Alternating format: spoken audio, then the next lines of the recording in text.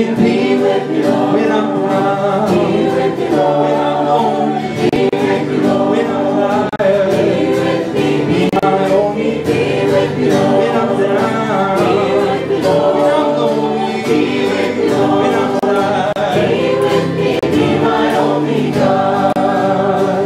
I know you said that I would not be tested more than I could bear, and that you have my best in mind with everything that ever comes my way. I know you're in control, so hear me as I pray. I'm singing, be with me, Lord, when I'm down. Be with me, Lord, when I'm lonely. Be with me, Lord, when I'm tired. Be with me, be my only. Be with me, Lord, when I'm down. Be with me, Lord, when I'm lonely. Be with me, Lord, when I'm tired. Be with me, be my only God.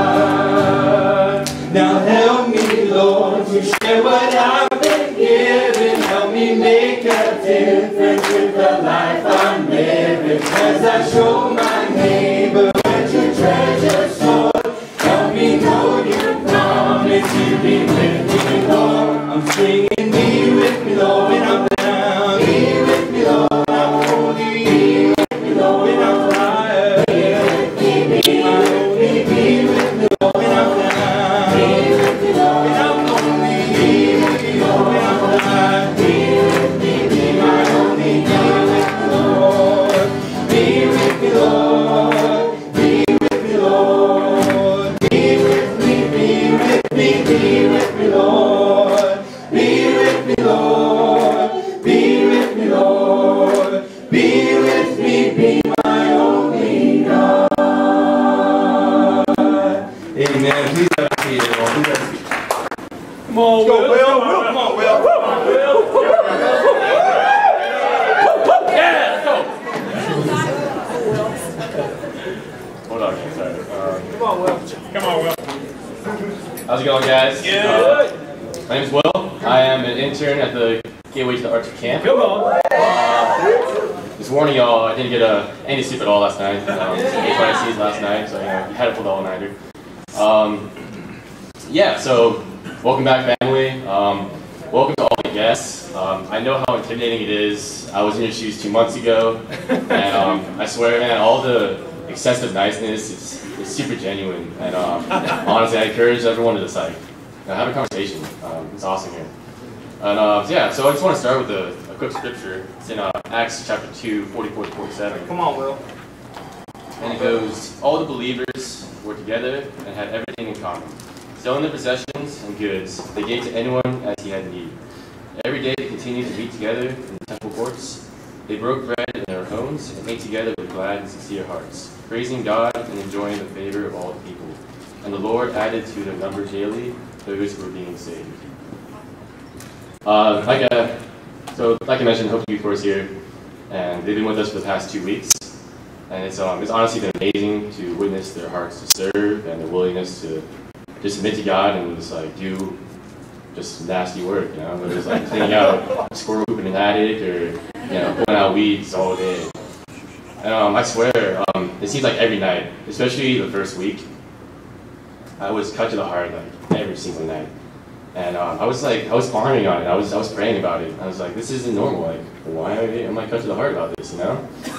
And yeah, it hit me 2 things. First was that scripture I just read, and the second was before I was a disciple, while I was seeking God, I would always have this prayer.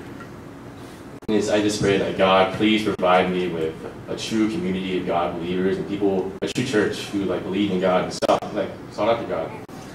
And of course, I got that with the intern group, and I got that with this church, but I never got it. This is the first time I had it with such a large and intimate group, you know? Like, come on. And I swear, like, these guys they were constantly worshiping, praising, and seeking God at all times. Like, they would make campfires like at night, and they would worship until late hours of night. And yeah, I remember we went whitewater rafting.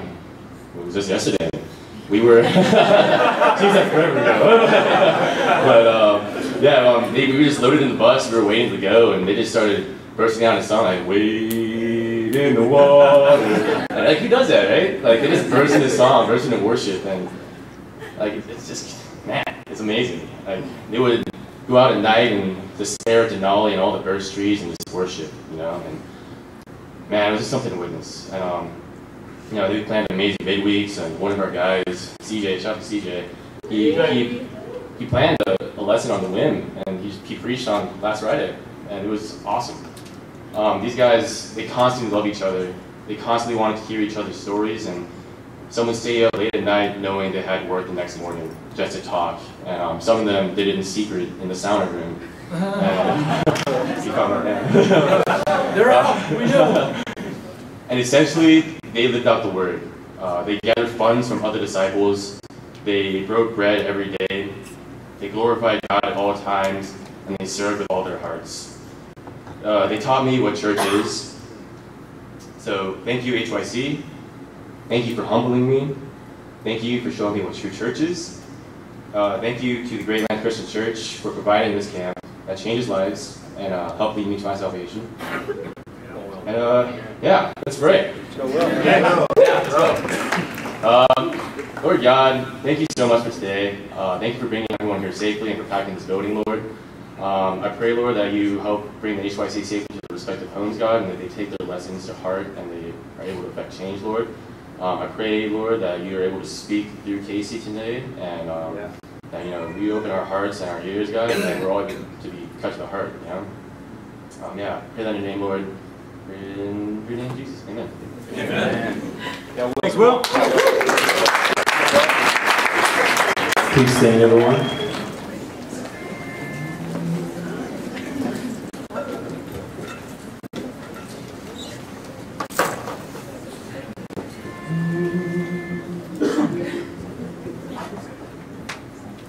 Sing Encourage My Soul. Yes. Encourage my soul and let us journey on, for the night is done and I am far from home. Thanks be to God, the morning light appears. Encourage my soul and let us journey on, for the night is done and I am far from home. Thanks be to God, the morning light appears. The storm is passing over. Don't you know the storm is passing over? Over.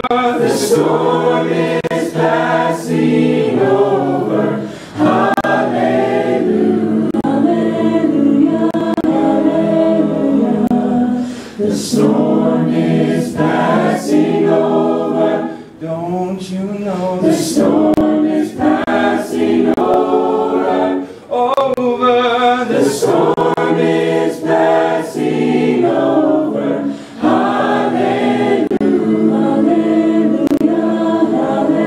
Hallelujah. Hallelujah. Hallelujah. The storm is passing over.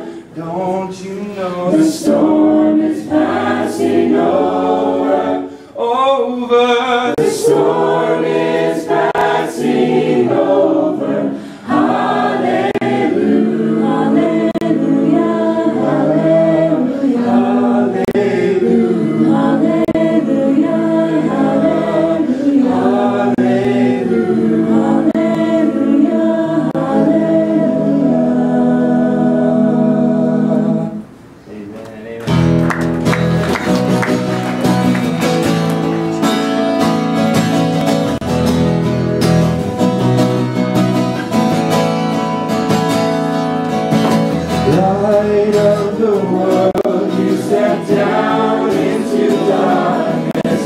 Open my eyes, let me see beauty that makes this heart adore you. Hope of a life spent with you. Here I am to worship. Here I am to bow down. Here I am to say that you're my God. You're altogether lovely, altogether worthy, altogether wonderful to me.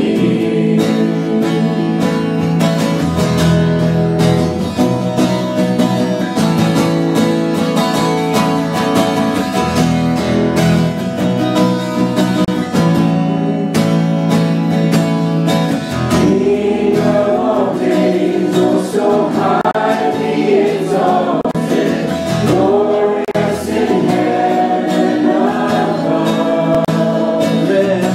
Humbly you came to the earth you created, all for love's sake became born.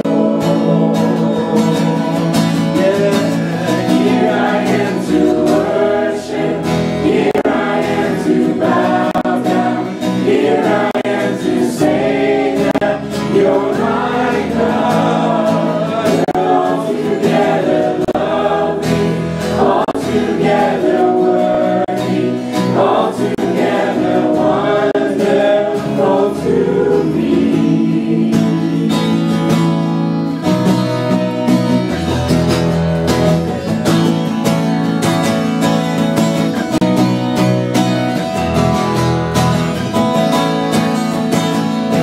I never know how much it costs to see my sin upon that cross. I'll never know how much it costs to see my sin upon that cross. I'll never know how much it costs to see my sin upon that cross. I'll never know how much it costs to see my sin upon that cross. Here I am to worship. Here I am to bow down. Here I am to say that you're my God. You're altogether lovely, altogether worthy, altogether wonderful to me. Here I am to worship. Here I am to bow down. Here I am to say that you're my God. You're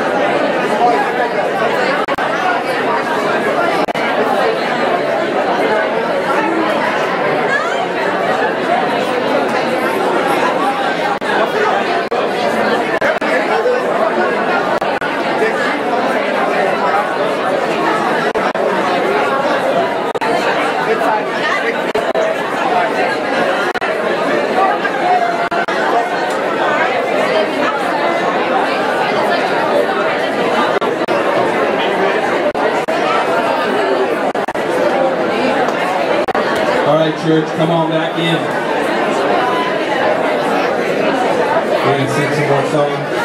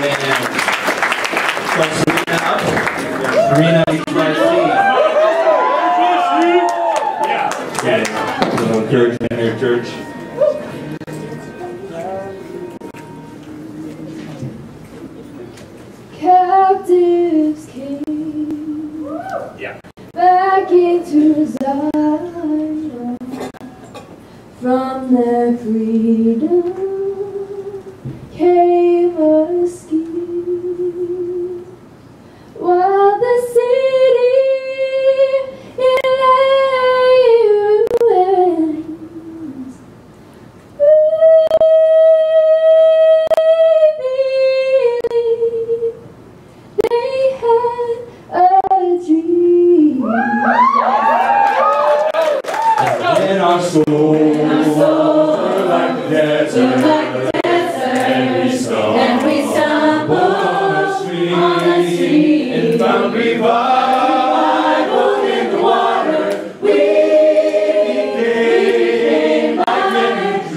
Yes, our mouths were filled with laughter, and our songs run like the stream. Where he washed our sorrows under, we became like men who dream. It shall be said among the nations, there's a God who shares our dreams.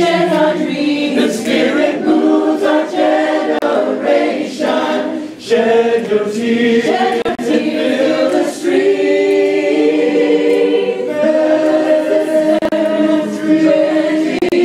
We are shedding tears that flood the thirsty waters. We are planting seeds of men. Brothers and sisters, we are planting the seeds of men who dream. God has done great things among us. Every eye now shines gleam. A spark of light reveals the wonder. We are men who dream. It shall be said among the nations, there's a God who shares our dreams. The Spirit moves our generation. Shed your tears and fill the stream.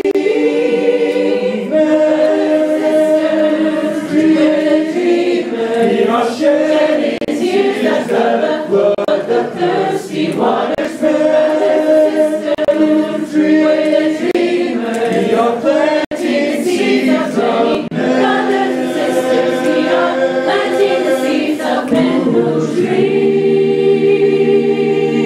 So let us go into the nation, plunging souls into that stream, and singing songs that stir the angels.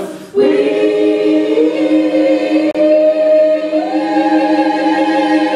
became the men who dream. It shall be said among the nations, there's a God who shares our dreams. The Spirit moves our generation. Shed your tears and fill the stream.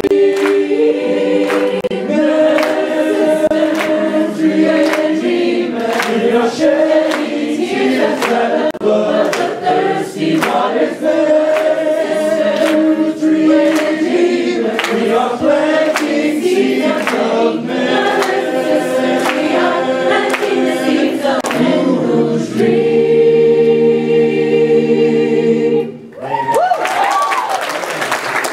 Come on, church. Let's welcome Casey. Come on, Casey. Come on, bro. Let's go, Casey. Come on, Casey. Thanks, guys. Let's go tonight. Do I want that? Oh, I just went down. Do I want that? I think I don't want that. Come on, Casey. Yeah, I think it's give me 1 second, you guys.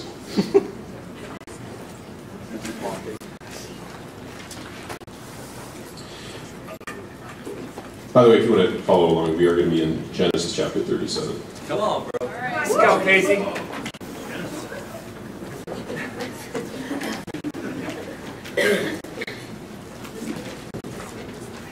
Actually, how long would that take to get set up? Not long. All you have to do is just pour it through. Yeah, let's do it. Sorry, guys. That's okay.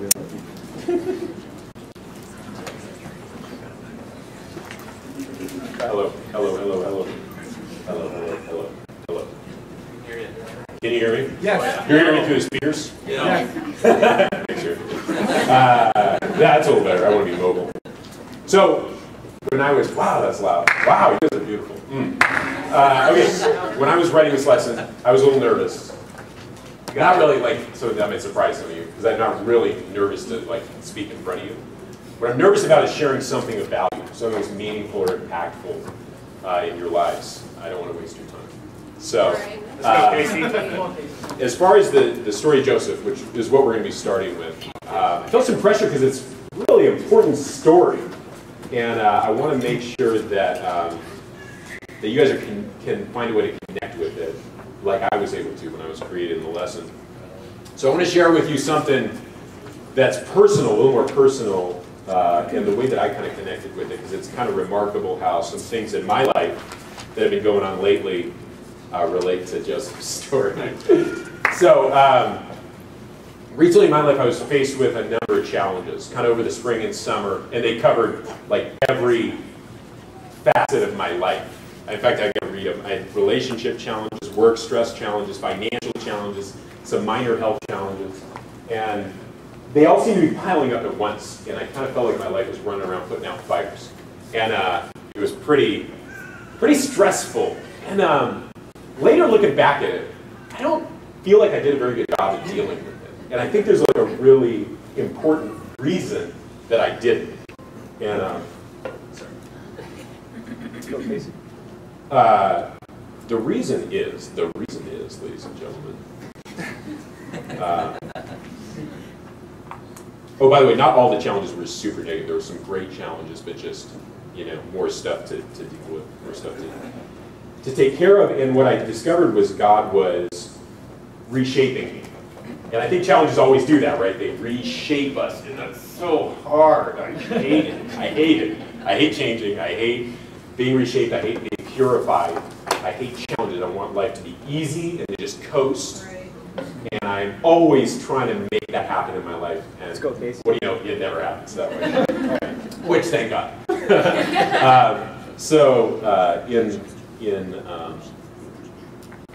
As I was thinking about this and creating this lesson about Joseph, I realized one of the things that I was doing was I was making a really important decision all the time that I didn't know I was making.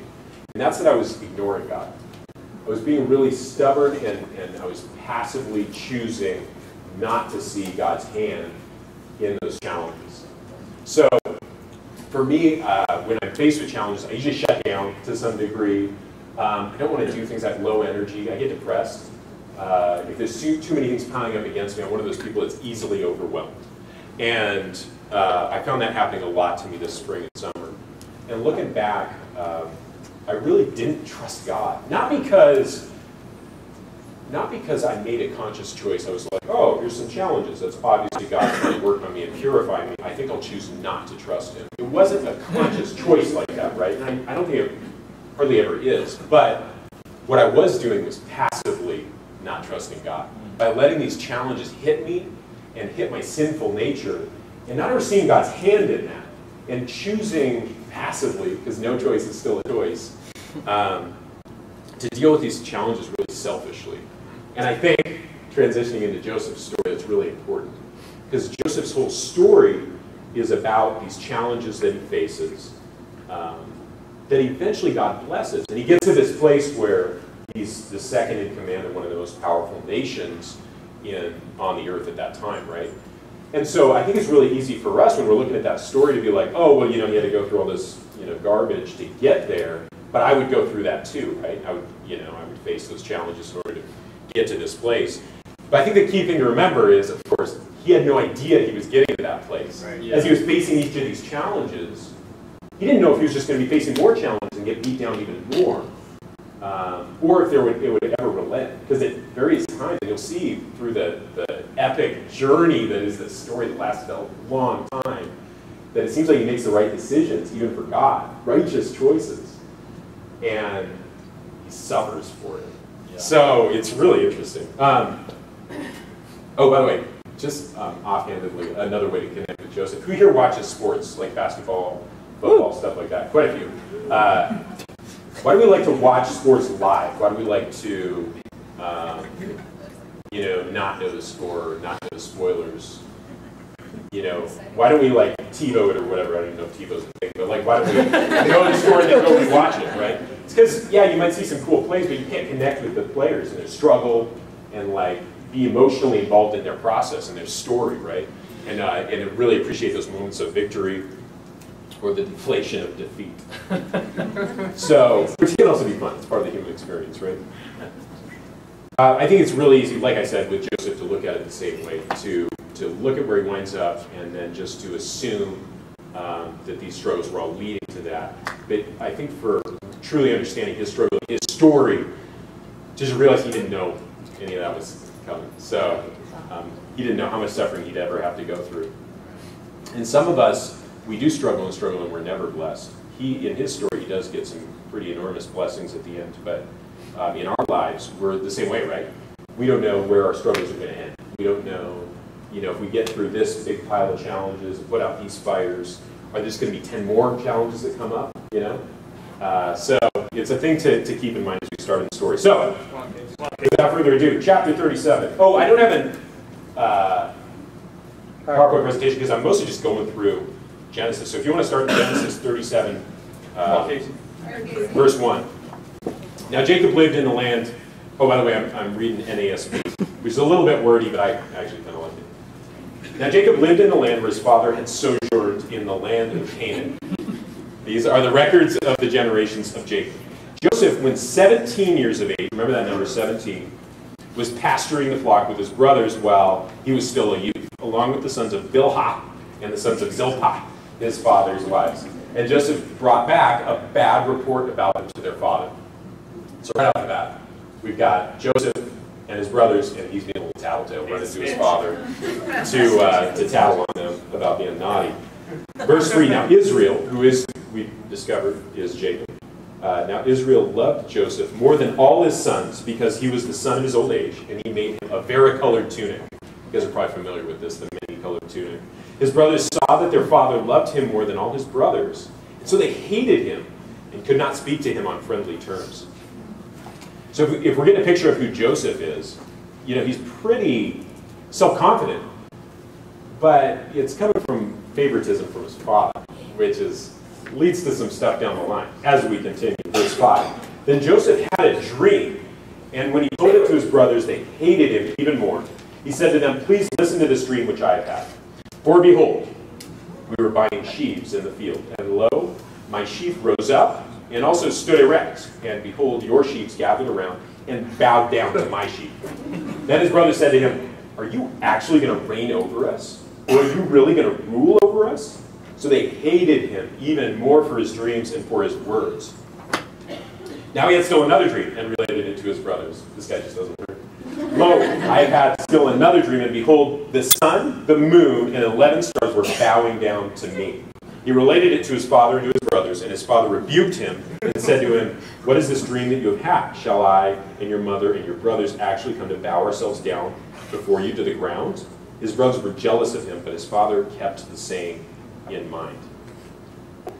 Joseph's pretty pretentious, you can tell at this point. Okay, so maybe there were some things he needed to be purified of.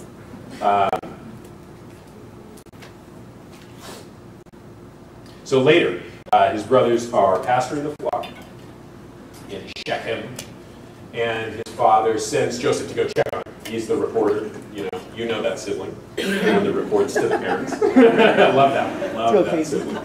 And he goes to give a report of his brothers, and his brothers see him coming and create a plot. We pick up in verse 18. When they saw him from a distance, and before he came close to them, they plotted against him to put him to death. Pretty severe. They said to one another, here comes the dreamer. Now then, come and let us kill him and throw him into one of the pits, and we will say a wild beast devoured him. Then let us see what will become of his dreams.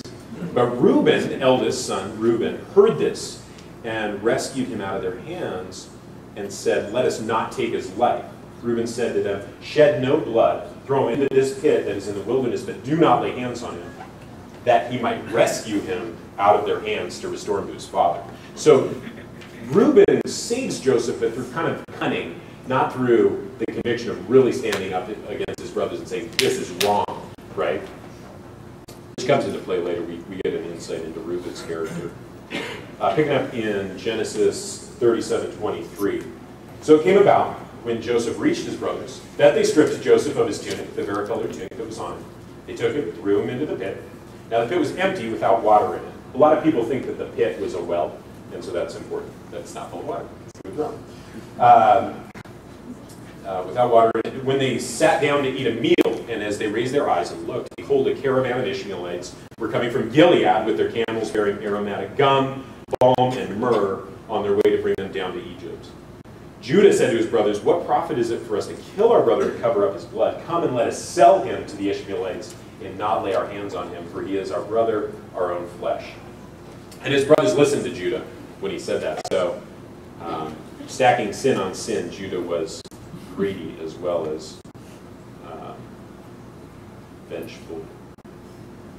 We pick up in verse 29, talking a little bit more about Reuben. Now Reuben returned to the pit, and behold, Joseph was not in the pit. So he tore his garments. He returned to his brothers and said, the boy is not there. As for me, where am I to go? It was Reuben's responsibility as the eldest son that the younger sons remain safe. And so he immediately, he sees that Joseph's not in the pit, and he thinks, oh, what's going to happen to me? I often find myself getting that way in struggles. When I should be thinking about other people, I often find myself thinking about, oh, how hard is that going to be for me, or what's the outcome for me going to be? Right. Yeah. And I just thought that was kind of interesting. So what happens? The boys sell him into slavery, the brothers. They take his tunic, they slaughter a goat or a goat, they cover it in blood, and they return it to their father. Jacob is distraught, right? This is his favorite son. He died, allegedly, by a wild beast. And yeah, his father's very sad and in mourning after that. We'll go ahead and skip chapter 38 because that gets into more stuff about the brothers, and I want to stick to the Joseph story for now. So this is kind of interesting. Joseph, he's sold into slavery to the Ishmaelites, taken to Egypt, right? And let's pick up in chapter 39, verse 1. Now Joseph had been taken down to Egypt to Potiphar, an Egyptian officer of Pharaoh, the captain of the bodyguard, bought him from the Ishmaelites who had taken him there. The Lord was with Joseph, so he became a successful man. And he was in the house of his master, the Egyptian. Now his master saw that the Lord was with him, and how the Lord caused all that he did to prosper in his hand. So Joseph found favor in his sight and became his personal servant. And he made him overseer over his house, and all that he owned he put in his charge. So this is the first transition where we see Joseph making a decision despite, these terrible things happening to him. This is the first transition where we see him going from this little punk kid to trusting God. I'm just trying to think about, if I got sold to slavery, how would I react to that? Man, yeah, I would be pretty negative and critical, and kind of like I was saying earlier, I'd be very much falling into a slump and being really feeling like a victim, and like, oh, I can choose to have a negative attitude about this. I can choose to not trust God. God did this to me. I deserve to have these critical thoughts about him, right? Let's go, Casey. Joseph doesn't do that. Joseph continues to trust God's hand in these crazy challenges, being sold into slavery and betrayed by his brothers. He continues to be faithful and trust God. So I think that's really important to know. And then it just gets great from here. And there's one passage in Matthew that I thought really related to what he's going through here, and that's Matthew 16, 25. For whoever wants to save their life will lose it, but whoever loses their life for me will find it. Joseph had essentially lost his life at that point. He was a slave. He was nothing, and he still chose to lose his life for God, and I blows my mind. So next, he's overseeing Potiphar's house, right? He's been lifted up, even as a slave, to being, kind of a powerful person in that regard. And we pick up in verse 7, chapter 39. It came about after these events that his master's wife looked with desire at Joseph, and she said, lie with me. But he refused and said to his master's wife, behold, with me here, my master does not concern himself with anything in the house, and he has put all that he owns in my charge. There's no one greater in this house than I, and he has withheld nothing from me except you, because you are his wife. How then could I do this great evil and sin against God? I love his response to that temptation.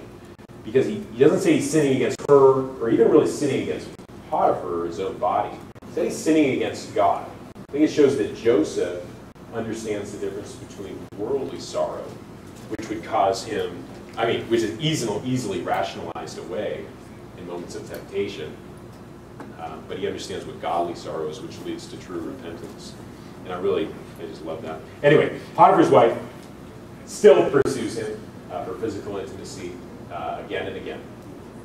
And at one point she catches him alone and grabs onto his tunic, and he flees from her. And she holds his tunic and calls in the guards, right? And the guards run in. She says, "Oh, you tried to take advantage of me." And so Potiphar comes home, and the guards throw him into jail. And so we pick up in verse 19. Now when his master heard the words of his wife, when she spoke to him, saying, "This is what your slave did to me," his anger burned.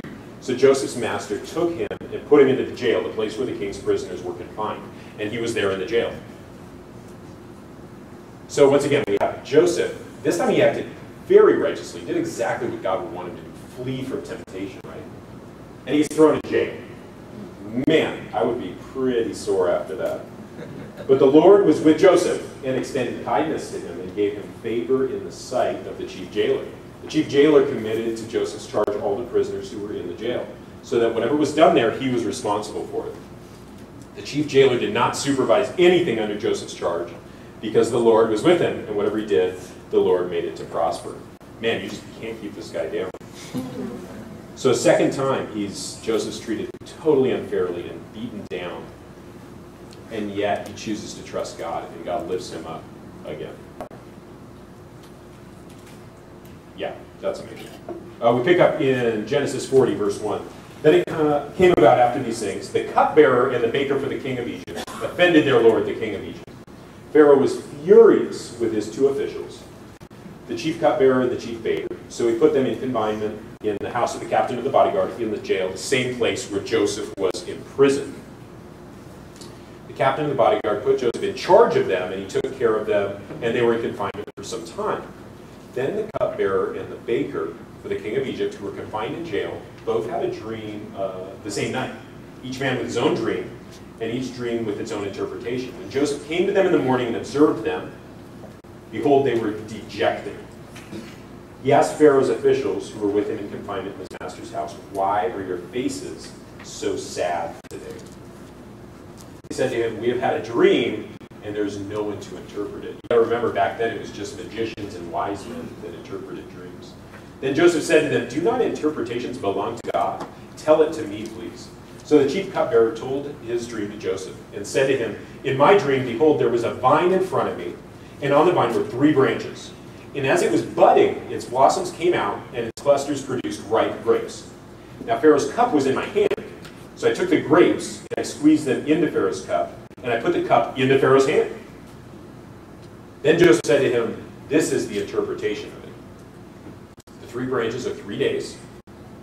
Within 3 more days, Pharaoh will lift up your head and restore you to your office, and you will put Pharaoh's cup into his hand according to your former custom when you were his cupbearer. Only keep me in mind when it goes well with you, and please do me a kindness by mentioning me to Pharaoh, and get me out of this house. For I was in fact kidnapped from the land of the Hebrews, and even here I have done nothing that they should have put me into this dungeon." Now when the chief baker saw that he had interpreted favorably, he said to Joseph, "I saw also in my dream, and behold, there were 3 baskets of white bread on my head. And in the top basket there were some of all sorts of baked food for Pharaoh, and the birds were eating out of the basket on my head." And Joseph answered and said, "This is the interpretation. The 3 baskets are 3 days. Within 3 more days, Pharaoh will lift up your head from you, and will hang you on a tree, and the birds will eat your flesh off of you." Thus it came about on the 3rd day, which was Pharaoh's birthday, that he made a feast for all his servants. And he lifted up the head of the chief cupbearer and the head of the chief baker among his servants. He restored the chief cupbearer to his office, and he put the cup into Pharaoh's hand. But he hanged the chief baker, just as Joseph had interpreted to them. Yet the chief cupbearer did not remember Joseph. That blows my mind, by the way. If you are in prison and you might die, and your buddy who got thrown in prison with you is killed, And there's a guy there that interprets a dream that talks about you getting out and being free and being restored to your position. Man, I don't know how you forget about that guy. You know, that's like kind of important. But he does. And how long does he forget him for? A week? 3 weeks? 6 months? No, 2 years. Now it happened at the end of, chapter 41, verse 1. Now it happened at the end of 2 full years that Pharaoh had a dream, and behold, he was standing by the Nile. Okay, so this is Pharaoh's dream. And lo, from the Nile, the big river in Egypt, there came up 7 cows, sleek and fat, and they grazed in the marsh grass. Then behold, 7 other cows came up after them from the Nile, ugly and gaunt, and they stood by the other cows on the bank of the Nile. The ugly and gaunt cows ate up the 7 sleek and fat cows. Then Pharaoh awoke. And then he fell asleep and dreamed a second time. And behold, 7 ears of grain came up on a single stalk, plump and good. Then 7 ears, thin and scorched by the east wind, sprouted up after them. And the thin ears swallowed up the 7 plump and full ears. Then Pharaoh awoke. And behold, it was a dream. Now in the morning his spirit was troubled. So he sent and called for all his magicians and all his wise men. And Pharaoh told him his dreams, but there was no one who could interpret them to Pharaoh. Then the chief cupbearer spoke to Pharaoh, saying, I would make mention today of my own offenses. Pharaoh was furious with his servants, and he put me in confinement in the house of the captain of the bodyguard, both me and the chief baker. We had a dream on the same night, he and I. Each of us dreamed according to the interpretation of his own dream. Now a Hebrew youth was with us there, a servant to the captain of the bodyguard, and we related them to him, and he interpreted our dreams for us. To each one he interpreted according to his own dream. And just as he interpreted for us, so it happened. He restored me in my office, but he hanged him. So finally, after 2 more years of being in prison, Joseph gets his chance to finally come out of prison. So it's been a journey. We pick up in Genesis 41, verse 14. Then Pharaoh sent and called for Joseph, and they hurriedly brought him out of the dungeon. And when he had shaved himself and changed his clothes, he came to Pharaoh. Pharaoh said to Joseph, I have had a dream, but no one can interpret it, and I have heard it is said about you that when you hear a dream, you can interpret it. Joseph then answered Pharaoh, saying, it's not in me. God will give Pharaoh a favorable answer. So Pharaoh relates about his dreams about the fat cows and the gaunt cows eating the fat cows, and then the stalks of grain being eaten by the ones scorched by the east wind. And we pick up in verse 25 for Joseph's interpretation. Now Joseph said to Pharaoh, Pharaoh's dreams are one and the same. God has told Pharaoh what he is about to do. The 7 good cows are 7 years, and the 7 good ears are 7 years. The dreams are one and the same. The 7 lean and ugly cows that came up after them are 7 years, and the 7 thin ears scorched by the east wind will be 7 years of famine. It is as I have spoken to Pharaoh. God has shown to Pharaoh that he is about to do what he is about to do. Behold, 7 years of great abundance are coming in all the land of Egypt, and after them 7 years of famine will come, and all the abundance will be forgotten in the land of Egypt, and the famine will ravage the land. So the abundance will be unknown in the land because of that subsequent famine, for it will be very severe. Now, as for repeating the dream to Pharaoh twice, it means that this matter is determined by God, and God will quickly bring it about. So how does Pharaoh react to Joseph? Then Pharaoh said to his servants, Can we find a man like this in whom is a divine spirit? So Pharaoh said to Joseph, Since God has informed you of all this, there is no one so discerning and wise as you are. You shall be over my house, and according to your command, all my people shall do homage. Only in the throne I will be greater than you. Pharaoh said to Joseph, See, I have set you over all the land of Egypt.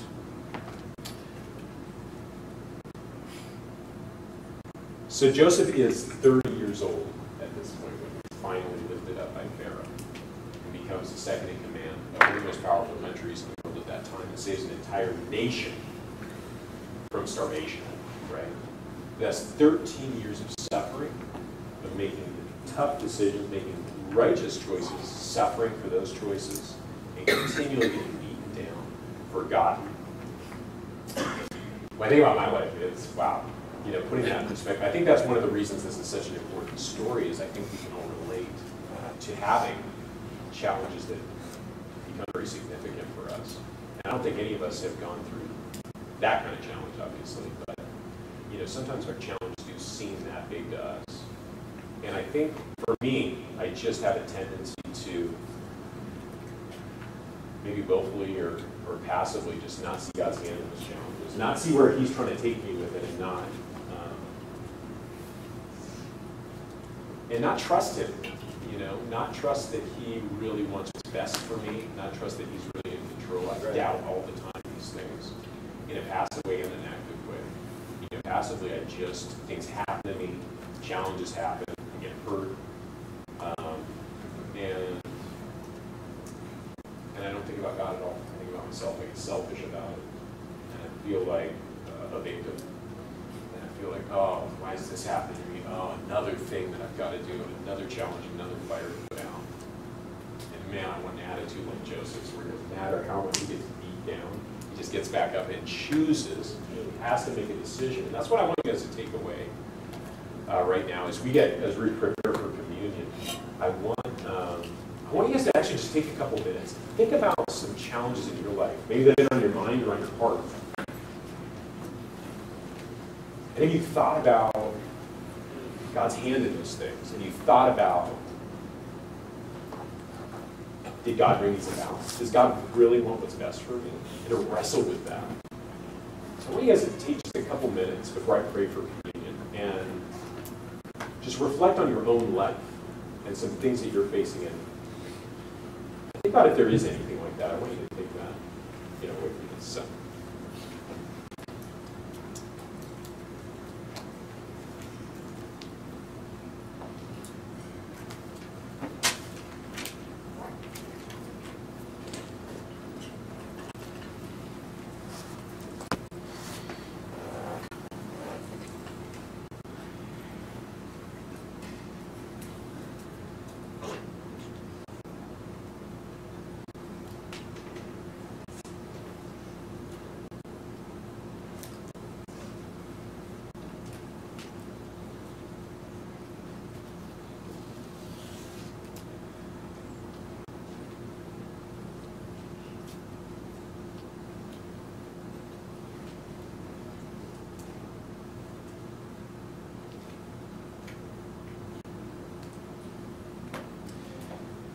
God, thank you for Jesus.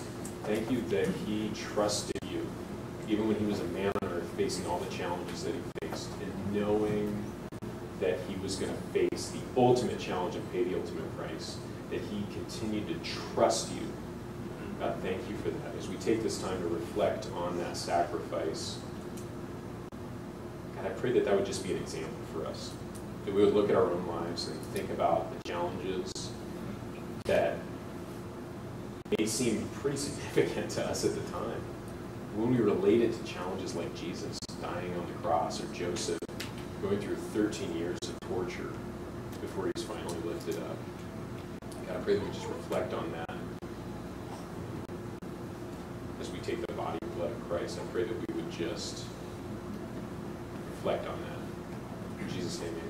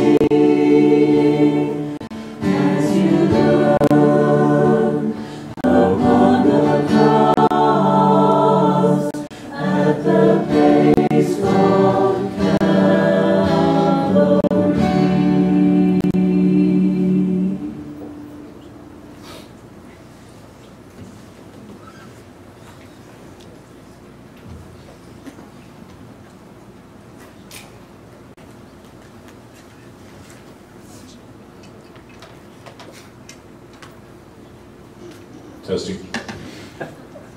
Recently, I was enculturating Andrea by watching The Lord of the Rings. And, I've read the books as well.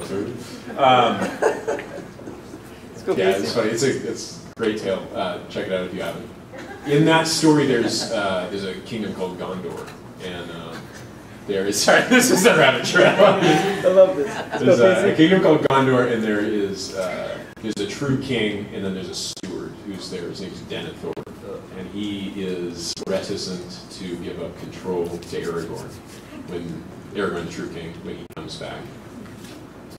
And it reminds me a little bit of. Oh, hang on, gotta open this. Come on, Casey. It reminds me a little bit of my stewardship of God's things sometimes, and how reticent I am to give up the things that I don't truly own, but I think I own, back to God. You know, when I think about my life and all the things that I get to enjoy in it, it's really tough to give up things that you own. But if you recognize that you're just a steward of God's things, everything that you own, your bank account, your fun toys, your houses, your cars, all of it belongs to God. We're just stewards of it. And I think when we recognize that, it's a little easier to give in a spirit of contribution. I'm going to read Luke 16:10-12. Whoever can be trusted with very little can also be trusted with much, and whoever is dishonest with very little will also be dishonest with much. So if you have not been trustworthy in handling worldly wealth, who will trust you with true riches? And if you have not been trustworthy with someone else's property, who will give you property of your own? Let's go ahead and pray for the contribution. God, we're so grateful for the things you do let us enjoy while we're here on earth. You put many blessings in our lives, but sometimes those blessings can warp our minds, and we can start to think that we own these things when they all truly belong to you. God, I pray that you just soften our hearts towards that. You know, help us to be aware, help us to recognize if we are starting to overvalue or idolize the things in our lives. Help us to just be soft to that, recognize that, and give that up to you. Amen. Let's do announcements. Oh, Nick's here to do announcements. There we go, Nick. Yeah, Nick. Hey guys, as the contribution basket is going around, a few announcements to share with you all. We've got a Sunday service next Sunday, Oh yeah! Here we go. 10 a.m. right here. What? It's gonna be awesome. Also, we have our Wednesday midweek service. The young families are going to be at Lucy Cuddy Park, right? This Wednesday at 7 p.m. as well. Everybody else will be with, it'll be a big group at Rasmussen Hall, room 101. That's Wednesday, 7 p.m. Also, there's some cool things going on. Today, I guess, is Sunday Fun Day. That's what I'm seeing on that. Sunday Fun Day. So at 2 p.m., we're going to have a picnic in the park. That's going to be at Springer Park right off Arctic Boulevard. And everybody's invited. Bring your friends. We're going to have some good times and enjoy just hanging out. Also, for all of the marrieds out there, there is a marriage retreat coming up September 23rd and 24th at the Gateway to the Arctic Camp, which is going to be a great time. So mark that down in your calendars. Of course, stay up to date on your wonderful little pamphlet that's got all the other announcements. As well, you can check out all the rest of the announcements on glccalaska.org. Thanks, everybody. Have a great Sunday. We'll close out with one last song. All right, thank you, Nick. Please stand, everyone. Let's go, singers! Let's go, singers. Let's go, church. Sing praises heard around the world.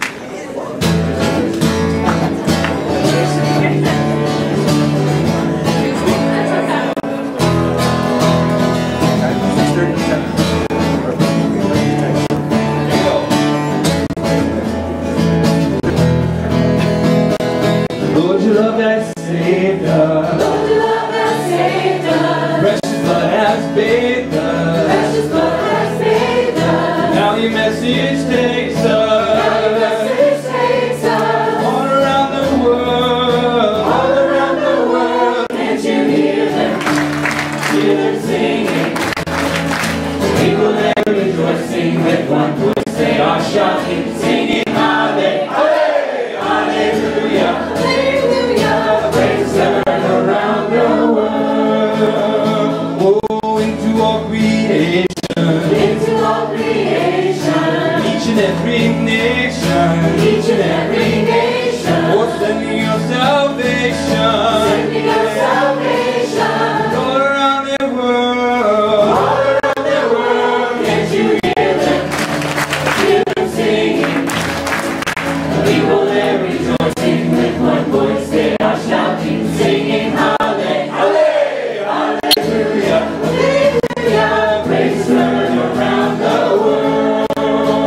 Oh, against the demons fighting. Against the demons fighting. Holy Spirit guiding. Holy Spirit guiding. Family we're uniting. Family we're united. All around the world. All around the world. Can't you hear them? Hear them singing. People there rejoicing with one voice. They are shouting, singing hallelujah. Hallelujah. Hallelujah. Praise heard around the world. Oh, Can't you hear them? Hear them singing. The people there rejoicing with one voice.